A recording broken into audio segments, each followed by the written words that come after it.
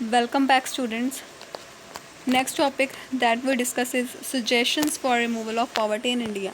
India में poverty को remove करने के लिए, गरीबी को दूर करने के लिए क्या क्या सुझाव है? First is faster and inclusive economic growth. Economic growth बहुत ही फास्टर होनी चाहिए. अगर रैपिड इकोनॉमिक ग्रोथ होएगी तो उससे क्या है, हमारी इकोनॉमी डेवलप कर पाएगी, डेवलप होएगी अलॉन्ग विद स्पेसिफाइड टारगेट. तो इसीलिए एक टारगेट बनाने पड़ेंगे हमें और उनको अचीव करना है. टारगेट्स बनाने के साथ इकोनॉमिक ग्रोथ रेट हाई करनी है. ग्रोथ प्रोसेस है वो बहुत ज़्यादा इंक्लूसिव होना चाहिए. इंक्लूसिव मीन्स हाई रेट में होना चाहिए. So that this will surely help in the removal of poverty. Second is development of agriculture and rural areas. Rural areas में ही हमारी मोस्टली पॉपुलेशन रहती है और उनका मेन जो वर्क है, काम है, वो एग्रीकल्चर है. सो दैट्स वाई अगर एग्रीकल्चर डेवलप होएगी तो पॉवर्टी अपने आप ही ख़त्म हो पाएगी. Third is rapid industrial development. तेज़ी से हमें इंडस्ट्रियल डेवलपमेंट करनी पड़ेगी. सो स्टेप्स बनाने चाहिए, ऐसे स्टेप्स हमें बनाने हैं ताकि हम रैपिड इंडस्ट्रियलाइजेशन कर पाएँ. So both public and the private sector should contribute in this process. Foreign investment specially in priority areas must be promoted. Rapid industrialization जो है वो जनरेट करती है एम्प्लॉयमेंट अपॉर्चुनिटीज़, जिससे पॉवर्टी की प्रॉब्लम सॉल्व हो जाएंगी. कंट्रोल ओवर पॉपुलेशन, हमें पॉपुलेशन पे कंट्रोल करना पड़ेगा. दैट्स वाई हम इंक्रीज़ कर पाएँ economic growth. Control over inflation. Inflation क्या होता है? पैसे का रेट हाई हो रहा है तो उसको हमने कंट्रोल करना है. अगर रिमूवल करनी है हमने पॉवर्टी तो सप्लाई चेन है उसको स्ट्रेंथन करना पड़ेगा, मनी की सप्लाई चेन को स्ट्रेंथन. तो इसीलिए स्ट्रिक्ट एक्शन हमें लगाना पड़ेगा होर्डर्स और ब्लैक मार्केटर्स पे. फेयर प्राइस शॉप ओपन करनी पड़ेंगी specially for the poor. Public distribution system उसको स्ट्रेंथन करना, जैसे होलसेल प्राइस रिटेलर जो डिस्ट्रीब्यूटर्स होते हैं उनको रिमूव करना पड़ेगा. Sixth point is proper utilization of resources को प्रॉपरली यूटिलाइज़ करना पड़ेगा क्योंकि हमारे पास कार्स लिमिटेड रिसोर्सेज हैं और उन्हीं को ही यूज़ करना है हमें. दैट्स वाई उनको प्रॉपरली यूज़ करना पड़ेगा without wastage. Seventh is increase in employment and improvement in the employability. Employment को हमने इंक्रीज़ करना है. वो कैसे होगा? अगर हमारी क्वालिटी एजुकेशन की, हेल्थ की, वो इंक्रीज़ कर पाएगी. और हमें सपोर्ट करना है सेल्फ एम्प्लॉयमेंट को. Eighth point is effective social security system. Social security system है उसको हमने इंक्रीज़ करना है. सोशल सिक्योरिटी सिस्टम उसको हमने इंक्रीज़ करना है. सो इसीलिए क्या है, सोशल सिक्योरिटी सिस्टम कैसे हमारा इंक्रीज़ होएगा? अनएम्प्लॉयमेंट अलाउंस देना है लोगों को, old age pension, disability allowance, scholarship to poor students, widow pension subsidised रेटों पे हमने देनी है. पुअर लोग हैं उनको असेंशियल नेसेसिटी की commodities. Ninth point is personal and regional equality. Personal and regional equality लेके आनी है लोगों में. जैसे कि हमारे पास 3 टाइप्स बनी हुई हैं, लोअर क्लास, मिडिल क्लास और अपर क्लास. उनको रिमूव करना है. और रीजन, अलग अलग रीजन क्षेत्र हैं उनकी जो पॉवर्टी लाइन है उसको भी डिक्रीज़ करना है. 10th is progressive social outlook. जो हमारी सोसाइटी है उसको प्रोग्रेसिव नेचर की बनाना है. तो वो कैसे हम चेंज करेंगे? Progressive optimistic means positive thinking और साइंटिफिक और फॉरवर्ड लुकिंग थिंकिंग वही प्रमोट हो पाएगी लोगों में जब वो चेंजेस को अडॉप्ट करना स्टार्ट करेंगे. So urge for development should be created in them. उनमें ये इच्छा जगानी है कि वो डेवलपमेंट के लिए तैयार हैं. So they should be encourage to undertake hard work for achieving. तो उनको इनकरेज करना पड़ेगा कि वो हार्ड वर्क करें ताकि हम इस इकोनॉमिक ऑब्जेक्टिव को अचीव कर पाएँ. पॉलिटिकल विल, राजनीतिक इच्छा भी होनी चाहिए. So the political parties and politicians of the country need to join hands for the removal of poverty from India. So that's why exploit करने की बजाय वो पॉलिटिकल इंटरेस्ट अपना प्रॉपर व्यू पॉइंट रखें और फाइट करें फॉर द नेशन ताकि poverty को हम दूर कर पाएँ. 12th point is proper implementation of government policies and procedures. Government बहुत सारे पॉलिसीज एंड प्रोसीजर्स लॉन्च करती है लेकिन उनकी इम्प्लीमेंटेशन अच्छे से नहीं हो पाती. दैट्स वाई ये पॉलिसीज़ फेल कर जाती हैं. तो जो इनकी इम्प्लीमेंटेशन के लिए पर्सन्स असाइन किए जाएँ वो ऑनेस्ट, हार्ड वर्किंग और सिंसियर होने चाहिए. दैट्स वाई कि वो करप्शन को ज़्यादा ना करें और उसको कंट्रोल करें और इन पॉलिसीज़ को अच्छे से इम्प्लीमेंट करें. So next are the steps taken by government. Government ने क्या स्टेप्स लिए हैं? First is training to rural youth for self development. तो इसकी शॉर्ट फॉर्म है TRYSCM, training to rural youth for self employment. Rural rural area के यूथ हैं उनको ट्रेनिंग देनी है ताकि वो सेल्फ एम्प्लॉयमेंट कर पाएँ। This programme was launched by the government on 15 August 1979। Main objective क्या है इस प्रोग्राम का? टेक्निकल एंड बिजनेस ट्रेनिंग देनी है सेल्फ एम्प्लॉयमेंट को, रूरल यूथ को जो कि बिलोंग कर रही हैं families below the poverty line, BPL level से जिनका लेवल कम है। So this programme aimed at poverty elevation by giving some, poverty को हम रिड्यूस, एलिवेशन मीन्स रिड्यूस कर रहे हैं by giving self employment to poor youth. और ये प्रोग्राम मर्ज मतलब इकट्ठा हो गया किससे? SGSY से। So second is integrated rural development programme, ये लॉन्च हुआ अक्टूबर 1980 में। इसका मेन क्या है? रूरल डेवलपमेंट करनी है और पॉलिसी एलिवेशन करनी है। मेन ऑब्जेक्टिव है इस प्रोग्राम के रूरल पुअर इकोनॉमिकल इंडिपेंडेंट बनाना है और अपलिफ्ट करना है BPL लेवल को।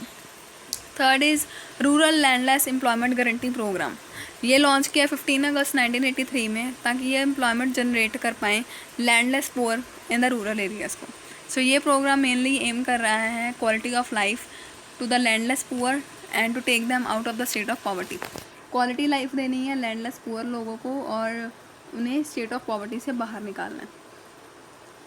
बाद में ये प्रोग्राम किस में मर्ज हो गया? जवाहर रोजगार योजना में। 20 पॉइंट्स प्रोग्राम, सो ये प्रोग्राम 1975 में लॉन्च किया गया। अगर आप लॉन्चिंग डेट नहीं कर सकते तो इसका मेन ऑब्जेक्टिव जो है वही लर्न कर लो। सो इसमें क्या है? इसके 20 पॉइंट्स ऑब्जेक्टिव्स में हमने 66 आइटम्स को डिटर्मिन किया जो कि इकोनॉमिक डेवलपमेंट के लिए हमें चाहिए। So the basic objective of TPP is eradicate poverty, poverty को रिमूव करना है और इम्प्रूव करना है quality of life of the poor people. Self employment देनी है एजुकेटेड एम्प्लॉयमेंट यूथ को।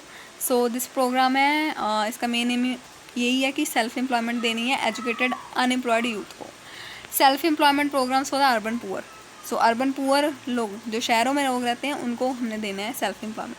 Prime minister's integrated urban poverty eradication program,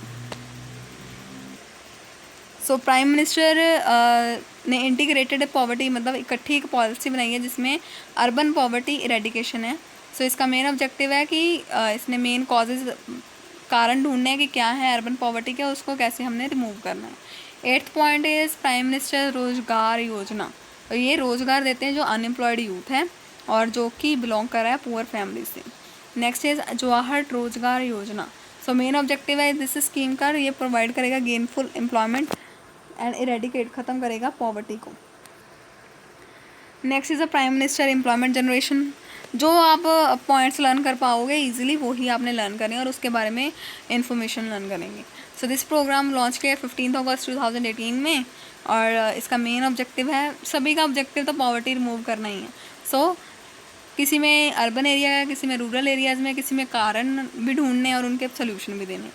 सो इसका मेन ऑब्जेक्टिव है इन्हांस करना है इसने employment generation in the poor for the poor और प्रॉब्लम्स जो है पॉवर्टी के उनको टैकल करना है, रिमूव करना है। प्रधानमंत्री ग्रामोदय योजना, सो ये स्कीम है, इसका मेन पर्पस है रेडिकेट करना है poverty by providing essential services. Essential means ज़रूरी सर्विसेज देनी है रूरल पुअर लोगों को जैसे health, education, drinking water, roads, housing etcetera. Swarna Jayanti सहारी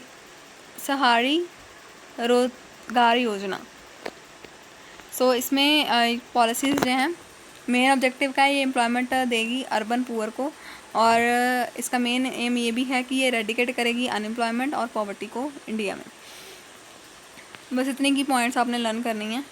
और नेक्स्ट इज़ स्वर्ण जयंती ग्राम स्वरोजगार योजना, सो ये है डेवलपमेंट फॉर द वुमेन और चिल्ड्रन इन रूरल एरियाज़ में डेवलपमेंट वुमेन और चिल्ड्रन की करने के लिए ये बनाए गए हैं पॉलिसीज़।